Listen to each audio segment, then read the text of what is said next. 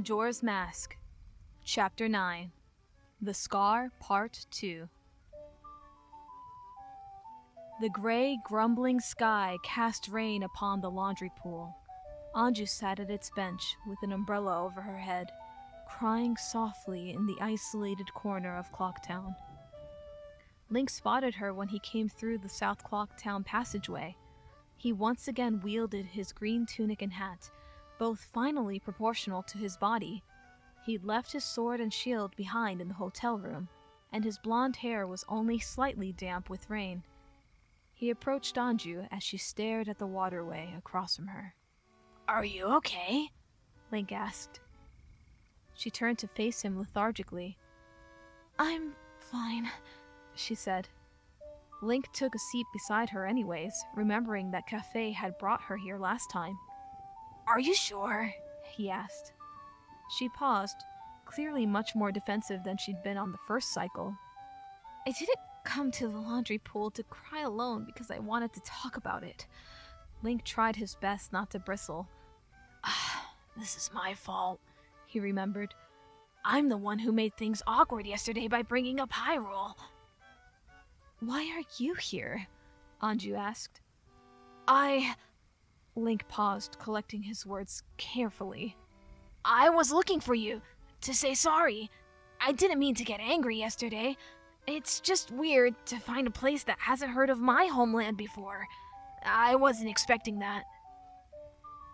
Anju remained on guard, though her expression softened slightly after the apology. "Why did you come to Termina?" she asked. Link furrowed his brow. "Why did I come here again?" To find Navi," Link said, surprised at his forgetfulness. "Huh? Who's Navi?" "Someone that left me," he said distantly. "Why hasn't this come up until now?" Link wondered. His time in Clocktown had been extremely chaotic. So much was resurfacing now that things had calmed down. "I've been looking for her for a while now. I don't even know why she left to begin with. It was all so sudden. I think there's something she wasn't telling me." "Oh," Anju replied. "Huh. That's the first time I've told anyone that." Link realized. Tattle had never asked what his errand had been when they robbed him. "I'm looking for someone, too. For the same reasons." Link remembered the letter he'd read, and everything that Anju had said on their first encounter at the laundry pool. "Maybe we could look together." Anju smiled, but then glanced up at the moon. It was still there, still in the sky, bearing down on everyone. "Maybe after this whole ordeal with the moon passes over, we're supposed to take shelter tomorrow in the ranch just outside of town. If you don't have anywhere else to go, we'd be happy to let you stay with us." Link returned her smile. "I would, but I have somewhere else to be that day." "If you change your mind, let me know." "Link!" Tattle flew from the South Clock pathway, holding a leather satchel by its shoulder strap. "It's perfect for the rupees, the mask, and whatever else we have to carry around. The rest of the money is in here, too." "Thanks," Link said, meeting her halfway and admiring the tough brown material. The boy put it around his shoulder and let it hang over his side. When he'd stolen Mr. Ink's reservation a third time, the silver rupee had been in the same drawer. He was excited by Tattle's new purchase. It was much nicer than any bag he'd had in Hyrule. Link turned to Anju. "Well, we have to go. I hope you find whoever you're looking for." "And I hope you find Navi," she said, managing a smile. Link's brown boots splashed in puddles of water as he left the laundry pool, his new bag snug at his hip. The white fairy lingered for a moment before she followed Link. "Who's Navi?" she asked. "Oh," Link stammered. "She's a fairy. The one that helped me in Hyrule before I came here." "Huh." Tattle breathed skeptically. "So, this whole fairy companion thing is something you do often?" "No," Link said. "Where I come from, every child has a fairy once they're old enough. They become your guardian for life. Navi just happened to be mine. What happened to her? Tattle said. She didn't die too, did she? Link glared at Tattle as they reached the South Clocktown Plaza. The fairy immediately backed down from that comment. I'm sorry. Tattle corrected. I'm not sure why I said that. That was mean. Link sighed, moving the conversation onward. She left me after we saved Hyrule. I have to find her and understand why. Is that what you were doing when we, robbed you in the forest? You were looking for Navi. Yes, Link answered. There was a moment of silence between the two, only broken by the carpenter's hammers. Once we're done with this tiny errand, defeating the moon-loving mask from the depths of the underworld, I'd be happy to help you find her. Really? Link thought. He hadn't expected that. He doubted that Tattle could follow through with such a promise. Link, Tattle pressed, clearly catching on to his spacey, distracted awkwardness. are you okay? Yeah, I'm fine, Link said. Let's just go back to the hotel room so we can try out the new bag. Okay, sure. She followed timidly. Link hoped that she hadn't noticed he'd refused to use her name all day.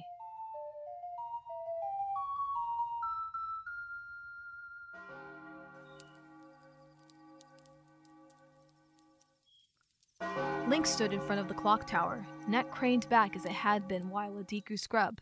The torches surrounding South Clocktown were all lit, illuminating the boy and fairy. Muto was just behind them, prideful of the completed miniature tower behind him. The moon was as close as on the previous final night. It was midnight, 6 hours from impact. Its eyes forever wielded that horrible threat. And then, the loud, sharp pitch of the town bell cut through the night. Explosions popped brilliantly around the clock tower. Fireworks. The dazzling colors erupted with fanfare and jubilation, but the ecstatic cheers of the people were absent. There was still no cause for celebration. The black sphere on top of the clock tower, with the beam of light cutting through the night, rose into the air. It traveled on a thick wooden beam extending from the roof. It grew taller, and Link looked up, his angry face illuminated by the fireworks' glow. The extended lighthouse came just short of the moon. It tottered, as if it would snap off and crash to the ground. A small earthquake started at the same time, dangerously teetering the clock tower head. When the quake ended, the stone ball fell over, coming down and swinging around so that the wooden clock face aimed at the sky. It stopped when it was exactly parallel. The ball that had once been the searchlight was now aligned to the ground. The massive wheel of time had become the roof. The same procession of doors slid downward, forming a staircase to the top again. The fireworks stopped. The last fizzles of light dissipated before they reached the ground, and Link and Tattle were now standing in front of the open clock tower. On the night of the final day, 6 hours remained. Link? Tattle said nervously. Can we please play the Song of Time? His sword and shield were clad against his back. His bag was over his shoulder and filled with rupees and the Deku mask, and his ocarina was safely on his belt, a last resort. No, He said. we're going to the top. Why? Tattle asked. Did you forget what happened last time you went up there? I died and you came back half dead yourself. Nothing's changed. I'm not cursed anymore, Link explained, still not taking his eyes away from their destination. and I finally understand what my ocarina is capable of. Yeah, it's capable of taking us back in time so we don't get our faces squashed by that rock. It healed me, and it destroyed his curse. But the Skull Kid isn't cursed, Link, and why would we want to heal him anyways? Can't you just trust me? I know what I'm doing.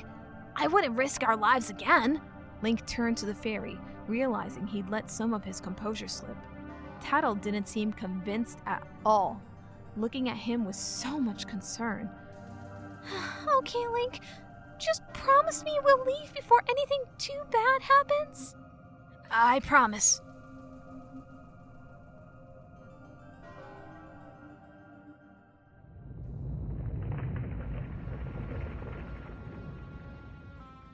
Link stepped onto the wooden surface of the clock's face. Its outer edges were still taller than him, forming a circular wall that obscured everything below them. The sky's red, unspoken threat had not changed from the last cycle. The moon was in the same spot 500 feet above him. The Skull Kid floated just below it, deep in thought. As Tattle settled beside Link, the Skull Kid turned to face them. He bore that horrible mask, using its eyes and the moon's to intimidate them. Link watched the events play out as an observer, one who knew every word but had no control over the script. The imp did not deviate from his role. He waited for them to speak first. Sis! The purple fairy flew to reveal himself from behind the Skull Kid. Tattle exclaimed from beside Link. We've been looking for you two. The Skull Kid did not offer anything in reply but his continual glare. Hey, Skull Kid, what if you gave that mask you're wearing back now? Hey, come on. Are you listening? Tail flew from the imp's reach and hastily spat out that same line. A warning, Link realized. His eyes widened. He'd forgotten that Tail ever said this. A way Tail found to defeat the Skull Kid. Swamp! Mountain! Ocean! Canyon! Hurry! The four who are there! Bring them here! Tail meant to say more, but the Skull Kid slapped him into submission with the back of his hand. Don't speak out of line, stupid fairy! That icy, venomous voice returned once more. The town bell continued tolling below regardless, in celebration of the carnival. No! You don't speak out of line! Link yelled. He interrupted Tattle, who'd been about to interject with a final plea to the Skull Kid. The boy's words ruptured the script, irrevocably altering the course of events, but Link didn't care. His anger couldn't wait any longer. What did you say to me? The Skull Kid said, leaning forward. You killed her! Link shouted. You sent me to the moon straight into the tower and killed her! It's your fault she's dead! You killed Navi! Link drew his sword from his scabbard, unsure if he meant to fight the imp or the feelings he'd laid bare on the clock face. Is that it? Tattle said pointedly, surprising Link. Is that why you can't call me by my name anymore? Because I'm not good enough to be Navi? Or my previous self? You can't do that to me. I've been here beside you the entire time. I'm not Navi, but I'm still Tattle. You haven't lost her. I'm right here. You don't get it. Link stammered, tears pooling in his eyes. She did die. That Skull Kid killed her, and I'll never get her back. I played the Song of Time and left her body behind. He pulled the ocarina from his belt, waving it in front of her face. I'm not dead, Tattle exclaimed back. I don't know what you want me to do. We're the same person. Yes, some other version of me died, but I am her. No! Link spat, forgetting the imp, the moon, and the apocalypse in his anger. He only had eyes for Tattle. You can't replace them! I can be what Tattle and Navi were to you if you just give me a chance! The Skull Kid watched with steadily growing confusion. The purple fairy beside him was too blinded by fear to pay any attention to his sister's conversation. The imp, however, couldn't tear his eyes from the ocarina. It felt wrong somehow that the boy was holding it. The imp looked at his own empty left hand, flexing his fingers. His mind strained to think of something very important just out of reach. The Skull Kid looked down at the two arguing children, though his eyes kept returning to the blue clay instruments. Huh, that's not supposed to be there, the Skull Kid mused, recalling the moment the ocarina had been given to him 3 days ago. I remember. The floodgate broke, and the memories rushed back to him. His eyes widened. Hold on. I'm supposed to have the ocarina right now. The boy, as a Deku scrub, had hit him with a bubble and knocked it out of his hand. The Skull Kid then struck out at Tail and killed him. He'd summoned the moon to crash into the tower. Tattle and the boy had fallen with it, and then they landed in the plaza, surely dead. You killed her! The boy had shouted. You sent the moon straight into the tower and killed her! The fairy had died, but somehow the ocarina had saved him, and now there was another Tattle by his side. I played the Song of Time and left her body behind! He understood. I've been tricked! The Skull Kid realized. The boy could travel back in time, resetting events until he made things go the way he wanted. Impossible! But the imp didn't have time to consider that. He'd kill them now, before they could regain their wits. The imp moved his arms in a circular, rhythmic motion from far above, summoning magic. Purple electricity sizzled, conjured from thin air and collecting around his hands. He brought his arm back, as if to thrust it out and direct the energy to a certain spot. I know I'll never replace them, Tattle said. But I care about you, Link, and I'm what's left of the Tattle you knew. Please don't do this. Link kept crying as he looked at the fairy, unable to find words. His sword remained clasped firmly in his left hand, the ocarina in his right, blinded by this bubble of despair. Until one observation broke through. A crackling electric sound from above. Tattle must have figured out what was happening first. Link! The Skull Kid! Link didn't understand, still looking at the fairy who now flew toward him. He turned to see the Skull Kid, far too late, who targeted him from afar. A bolt of violet energy shot outward from the Skull Kid's fingertips. The magic's brilliance reflected in the boy's wide eyes as it cut through the air mercilessly. There was no time to think in the presence of such a deadly, precise, and instantaneous attack. In his state of fear and surprise, two possibilities instantly presented themselves. Tattle flew to intercept the attack so she could take the burst of lightning in an act of sacrifice. There was no time for him to take out his shield or dodge the spell. He could either allow Tattle to die for him again, or he could. Link took a step forward and knocked Tattle out of the way. The bolt of dark magic traveled straight through his ocarina and went further to strike him in the chest. The attack lifted him off his feet and across the clock face. His sword spiraled out of his hand. Link's eyes were shocked zeros as the high concentration of dark magic seared into his body, sending jolts of electricity through him. He glided backward, hanging in the air for only a moment before he slammed into the circular perimeter. Tattle recovered from Link's push to see him slumped against the clock face's wall. A large open scorch mark had burned through his clothing and scarred his chest. He slid down to land on his side, curled into a ball of pain as the magic rattled his body. Link struggled to lift his head and open his eyes. He saw his ocarina several feet away. The Skull Kid's strike had burnt a black mark into the instrument's surface. The scorch mark was solid in the area just above the mouthpiece. Thin black lines snaked outward to surround some of the nearby playing holes. Link had come here thinking it was the key to defeating the imp, and now, there it was, he and the instrument put in their place. No! Tattle flew to his side. I've destroyed it! The Skull Kid proclaimed from above, his voice once again possessed by the mask. No magic is superior to my own.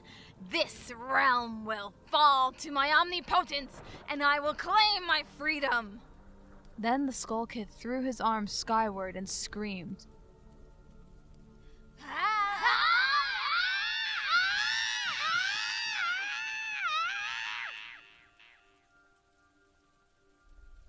It was a horrible, bestial screech that pierced the air as waves of light flew from the Skull Kid's arms. The magical lights cascaded upward, rippling over the surface of the moon. The magic power continued to flow from his arms to the moon, and everything shook. The moon, the ground, the clock tower. The moon plummeted to the ground as fast as it had the previous cycle, robbing them of the few hours remaining. The Skull Kid continued to shake as he summoned the moon to finish the job. This world will end in fire! Link hardly noticed. He lay on the ground shivering, still huddled in a fetal position. His eyes were squeezed shut in agony as he clutched his wound. Why did you do that? Tattle said softly, reaching his side. You were supposed to go back in time and stop him. If I died, a new me would have taken my place. Link blinked dazedly, focusing on her bright light to keep himself from slipping away. He battled the dryness in his mouth to speak. No, Link said. He took in a ragged breath. It wouldn't have been you. Tattle had no response but to watch her friend sadly. The boy remained lying on the floor up against the wall, his fairy just beside him. When the Skull Kid finished his spell, the moon continued plummeting. He looked down to face his victims again. Humans are weak, he stated, no longer commanded by the voice of the mask. The Skull Kid floated toward the boy, and Tail nervously followed. Your emotional infancy caused you to toss what little power you had aside. This fairy is a stranger to you. You don't love her. You sacrificed yourself for something that is already dead. The Skull Kid's feet stopped just short of touching the floor. The moon caused the entire world to roar and shake as it closed the remaining space. Navi's not dead, Link stammered, though only Tattle could hear him. Link, Tattle whispered. It's happening again, isn't it? This is what happened before? Link nodded. I didn't mean to break my promise again. His fingers kept clutching the delicate, sensitive skin around his chest's scorch mark. The scar was large, a red center surrounded by a deep, charred black. He struggled to hold his head up to address the fairy. Go, he exhaled weakly. Please, I don't want you to die again. No, Tattle said. I can't do that. If I left now, there would be nothing left for me to come back to. Link closed his eyes, allowing his head to rest on the floor. Tattle came closer to his fallen hand lying limply on the clock face. Termina isn't all there is, Tattle, Link whispered. You could go to Hyrule and tell them what happened. Link, I just tried jumping in front of a lightning bolt for you. When will you get it through your head that I'm not leaving you? He smiled faintly. I want to protect her, Link thought. I want to escape and save her and make sure she survives this. He hated that it had taken another traumatic experience for him to realize this. I should have listened to her. I should have played the Song of Time. Link turned to face away from the moon and the Skull Kid, spotting his ocarina and bag further along the wall. The bag had swung open, and his rupees lay scattered, though another item stuck halfway out. Link's brow furrowed when he recognized the mask, and he recalled what had truly saved him from the first Clocktown battle, becoming a human again. Link, the tower's going to fall. Tattle said, surprisingly calm. The tower's swaying had reached a familiar, dangerous crescendo. Link ignored it, attempting to sit up and pull his bag toward him, but he couldn't. His chest hurt too much, and it was just out of reach. Tattle, the mask! The fairy turned to see him stretching out for the bag. She flew to grab its strap, dragging it to rest in front of him. Link quickly pulled the wooden mask from its depths, taking care not to move his swimming head. He held it in one hand, staring at it with a mixture of reverence and trepidation. The glowing eyes looked up at him as they had from his reflection those first 3 days in Clocktown. He continued to stare at the Deku Scrub mask, wondering if the masked salesman had told the truth about its powers. Tattle gasped with the realization. Can it save you? She whispered. Is your Deku form healed? Link didn't know, but there was only one way to find out. Are you still alive? The childish voice was suddenly right behind him. Link froze. He was still facing the wall and hadn't noticed the imp flying to join them. He saw Tattle turn to face Majora's mask where he could not. Hand me that ocarina behind you, the imp said to the fairy. You and your brother can live. Fly far away from here. But the meddler dies, and I will claim his magical powers for myself. Link heard the purple fairy twinkle with excitement, but Tattle seemed far more conflicted. The fairy stammered, trembling before the all-powerful mask, demanding the ocarina's possession. Link remained huddled against the wall, silently moving the mask toward his face. He didn't dare move quick enough to draw the Skull Kid's attention. No!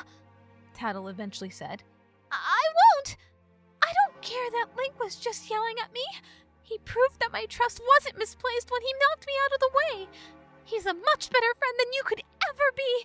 You're an immature child with far too much power. So no, I won't pick up the ocarina for you. You can do it yourself. The Skull Kid was silent at first. Instead of reacting with words, a familiar noise filled the air, crackling lightning, as if the imp was preparing another attack. Wait! Tattle exclaimed, clearly not expecting such an extreme reaction. However, Link recaptured everyone's attention when the mask made him scream.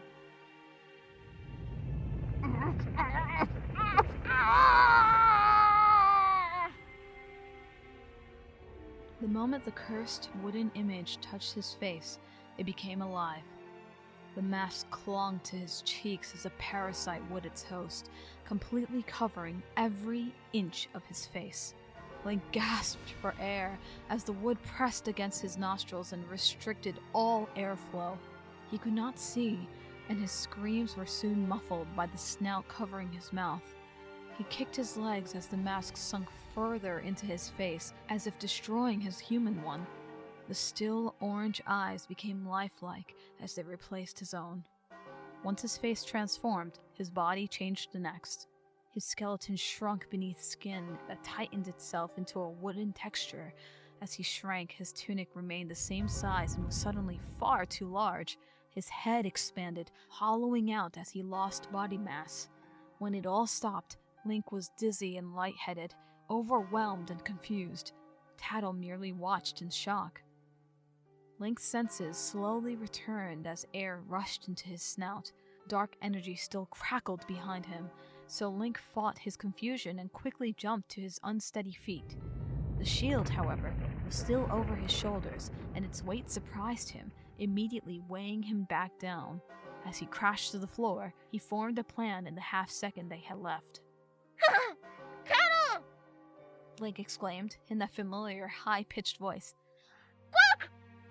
The fairy flew to his side as the Skull Kid's fingers followed her, releasing another crack of purple lightning. Link slipped his thin wooden arms out of his shield's handles and hid behind it, holding it up as Tattle joined him. The purple wave of energy struck the shield and was unable to penetrate it. The force of it pushed Link back against the wall, but he remained standing. Tattle huddled against him as the purple waves rippled off the shield's metal harmlessly. When the spell ended, Link opened his eyes and caught his breath. He was a Deku Scrub again, and he'd left his human form's lethal state behind. This time, his scabbard, shield, and tunic had stayed with him. The green tunic was baggy and loose, and his oversized scabbard dangled from his back. His boots were far too large, and his hat once again almost touched the floor. It had been a complete transformation. The wooden textured skin, the orange eyes, the snout, everything, as if he'd never played the Song of Healing or fallen off the tower. The large hole from the lightning strike was still burnt into his tunic, but the Deku's skin underneath was unharmed. But there was no time to celebrate. Link lowered his shield to see the Skull Kid far away, as if he backed up to cast the lightning strike. Tail remained at his side, too frightened to do anything else. The imp was still as a statue, and clearly unable to comprehend what had happened. Link didn't waste this chance. He dropped his shield next to his bag, running for his sword off to the left. Grab the ocarina! Deku Link squeaked to Tattle. The fairy took a moment to understand before she flew for the scorched instrument. No! The Skull Kid said, turning his attention to Tattle. He raised his arm to cast a spell, but Tail shouted a warning first. Shush! Tattle turned around just in time to avoid a small, blinding crack of light. The fairy wearily looked up to see the Skull Kid preparing another one, but Tail flew into his mask repeatedly. Don't touch my sister, Skull Kid! Tail! Tattle exclaimed. Stop! He'll kill you! He's not himself! The Skull Kid backhanded Tail and rose his hands for more unspeakable magic, but a green bubble flew into his face before he could. The imp screeched as the thick green sludge submerged his body. He stumbled backward, raising his arms in disgust as he flung the goop off. Oh, God! Ah! Link went to rejoin his fairy, but the clock tower began leaning dangerously in one direction. Oh no! Link thought. He stumbled with the falling building, afraid that it wouldn't rebalance itself, but it did, and Link regained his footing. He knew there was only one more tilt left before the clock tower toppled. As Link and Tattle joined each other, the purple fairy flew to join them too. The boys' belongings surrounded them in a pile, close enough to touch. Quick! Everyone huddle together! His sword, scabbard, shield, and bag were underneath him as he put his treasured possessions to his snout. Link didn't give the black mark a second thought. Though its clean surface was marked, it did not appear broken. He played the Song of Time, once more beckoning the goddess who had always watched over him. The ground grumbled violently as wood and stone popped dangerously below. "What's he doing?" asked Tail, confused by his musical solo in the midst of chaos. Just shut up and touch him! Tattle exclaimed, flying to rest against Link's green garments, which came down to his ankles like a dress. The purple fairy hesitantly joined her. The moon had reached a deafening roar. The voices of the three escaping children barely pierced the hot inferno. The Skull Kid, weighed down by the green sludge, screamed as he released a blast of magic that dissolved the poisonous prison.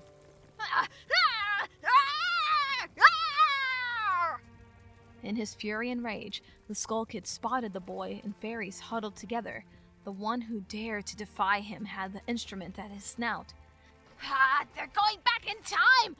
The imp realized. He flew swiftly toward them with anger as his guide. He felt dark magic coursing through his veins and allowed no room for mercy. The Skull Kid's feet touched the floor just in front of his prey, lifting his arms to strike them into oblivion. The Skull Kid! Tattle screeched. However, the boy didn't dare stop playing the melody. Every second was precious as the tower leaned backward again. This time, it would not rebalance itself. The boy's eyes were shut to the rest of the world as he summoned enough concentration to avoid making a mistake. It was Tail who answered Tattle's call. The purple fairy left their huddle and flew into the imp again. The dark magic backfired, exploding in the Skull Kid's face and thrusting both he and Tail away. The imp looked up in time to see the boy and Tattle falling away on the toppling tower. The purple fairy jumped in shock as his one hope of escape fell away. His sister screamed helplessly, still clinging desperately to Link as they fell. Tail and the Skull Kid flew after them, and quite suddenly, they vanished. The boy, the white fairy, and all their possessions were gone. The clock face was bare of anyone as the moon's force knocked it into Clocktown. It fell apart. The massed jumble of stone and wood poured into the plaza, showering upon the empty ground. The moon continued onward, to fill the sky with that intense heat. The Skull Kid's fury boiled over. He opened his mouth to scream, but pain interrupted him. My spell! The imp thought. It backfired. He clutched his stomach, his mind racing with the realization that he'd lost. There was only one outlet for his aggression.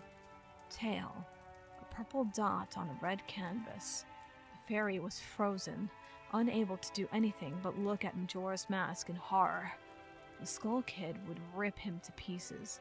He raised his hands to kill the fairy, but before he could, the imp was sucked into oblivion. Everything around him faded from view.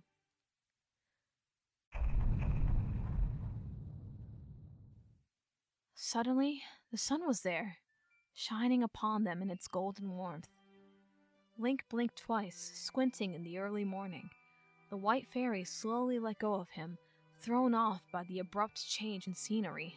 The Deku scrub looked around in awe, taking a moment to comprehend. I did it, Link realized. I played the Song of Time. They'd successfully escaped with their lives. His sword, shield, bag, and scabbard were at their feet, and the townsfolk looked confusedly at the Deku scrub and fairy with a pile of possessions. I brought Tattle with me this time. Dale. Tattle exhaled, looking around for her brother. He didn't make it, did he? She didn't seem all that surprised. No. Link said, wondering if the ocarina was still even capable of bringing anyone else back in time. I'm sorry, Tattle. Tattle nodded solemnly, though she didn't seem too saddened. Saving Tail had never been something they'd considered, as terrible as his loss might be. We didn't have to watch him die this time, Link thought. That makes it easier. I can't believe we made it, Tattle eventually said. We got away! Yeah, Link said. We did. He looked down at the ocarina in his hands. The black mark would be a constant reminder of the threat looming above them. I won't go up there again, Link decided. Not until we found a way to defeat the Skull Kid.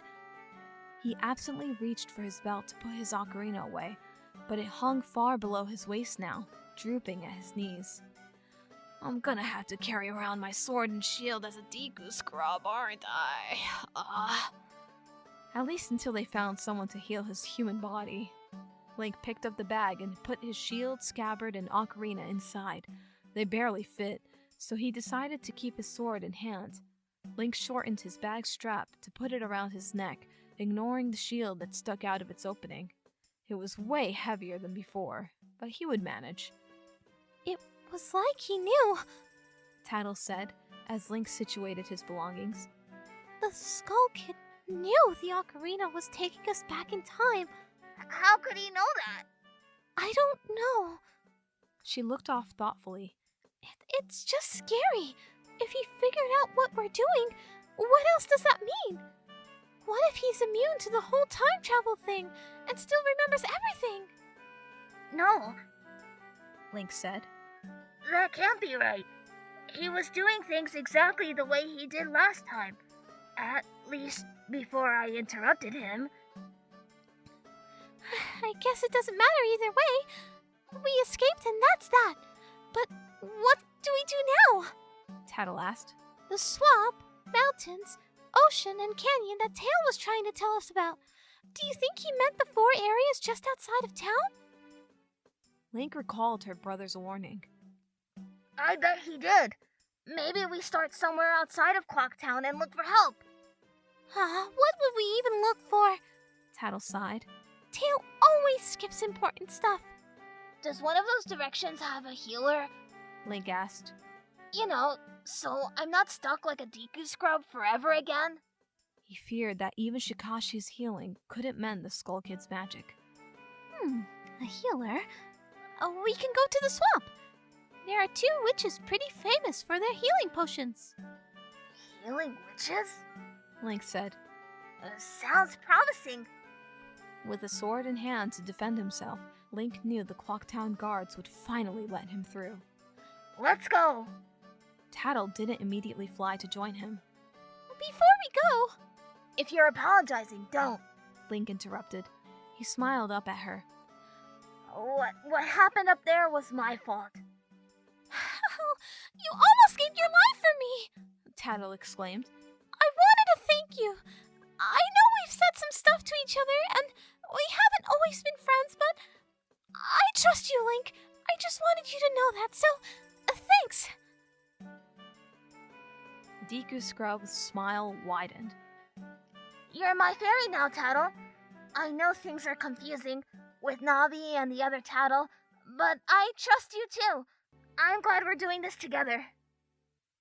Tattle returned his smile and gestured to the gate at the square's end. Come on, Deku Head.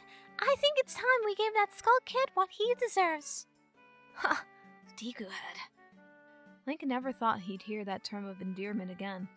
It sounded just like the first Tattle had said it. Link nodded happily, taking a step toward the town gate. But a sudden pain cut sharply through his chest. Link bent over, clutching the spot he'd become familiar with. He looked down at the hole in his shirt. A thin black line now marred his chest Deku scrubbed skin.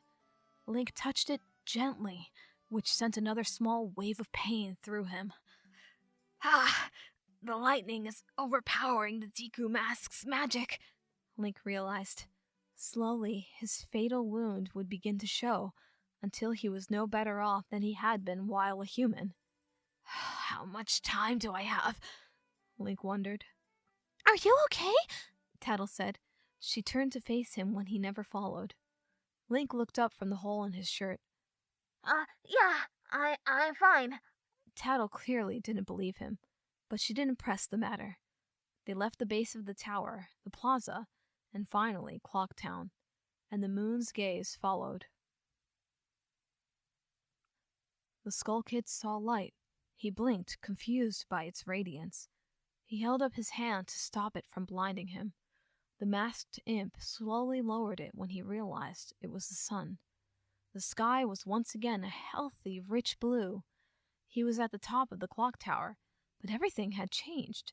He looked up to see the moon far away where it had been days ago. The Skull Kid's mind reeled as he took in these changes. The sea of fire was gone, replaced both by daylight and the townspeople walking like ants far below. He spun in confusion. Everything had started over. Realization came. Vividly, he remembered striking the ocarina with his dark magic. It had left a mark, his dark magic infused with the ocarina. In the boy's act of pure love and sacrifice for Tattle, he had doomed them all. Majora's magic was infused with the ocarina's. Now, whenever it sent them back through time, he would join them. The Skull Kid's confusion and anger gave way to joy, pure, unadulterated joy. The imp smiled. That boy and fairy carried around the black mark that spelled doom for all of Termina, and they had no idea what it meant. His stomach flared with pain before he could laugh, and the Skull Kid bent over to stifle it.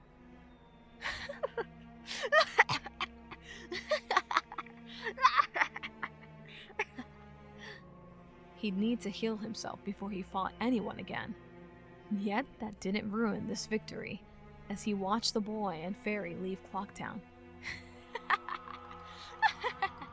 You think you've won, don't you? The Skull Kid thought, eyes intent on his prey.